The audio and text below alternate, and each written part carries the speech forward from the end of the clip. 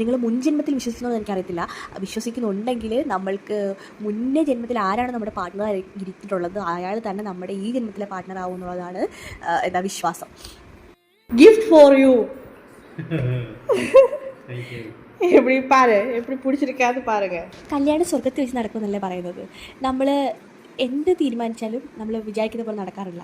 അത് നിങ്ങൾക്ക് എപ്പോഴെങ്കിലും നോട്ടീസ് ചെയ്തിട്ടുണ്ടോ? നിങ്ങൾ നമ്മളിപ്പോൾ കല്യാണത്തിന് മുന്നേ ആരെങ്കിലും പ്രേമിച്ചിട്ടുണ്ടോ, ഇല്ലെങ്കിൽ നമ്മൾക്ക് പല പെണ്ണ് കാണൽ നടത്തിയിട്ടുണ്ടോ? എന്താണെങ്കിലും ഒരു പോയിൻറ്റിനപ്പുറം നമ്മൾ വിചാരിച്ച പോലെ അല്ല. പക്ഷേ നമ്മൾക്ക് തലയിൽ വിധിച്ച ഒരാളായിരിക്കും നമ്മൾ കല്യാണം കഴിക്കേണ്ടി വരുന്നത്. നമ്മൾ ജനിക്കുമ്പം തന്നെ നമുക്ക് ഡിവൈനായിട്ട് എഴുതി വെച്ചിട്ടുണ്ടായിരിക്കും നമ്മൾക്ക് ആരുടെ കൂടെ ജീവിക്കണം എന്നുള്ളത്.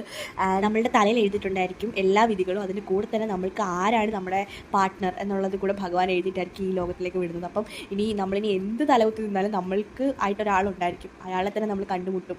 അതാണ് ഞാൻ പറഞ്ഞു വരുന്നത്. ഇത് ആക്ച്വലി ഇത് ഞാൻ വാലന്റൈൻസ് ഡേക്ക് ഇടണമെന്ന് വിചാരിച്ചതാണ്, പക്ഷേ കുറച്ച് ലേറ്റ് ആയപ്പോൾ എഡിറ്റ് ചെയ്ത് വന്നപ്പോഴത്തേക്ക്. അപ്പോൾ ഇന്ന് എൻ്റെ ലൈഫിൽ വളരെ പ്രിയപ്പെട്ട എൻ്റെ ഭർത്താവിന് വേണ്ടിയിട്ടുള്ളതാണ്. Happy Valentine's Day to him.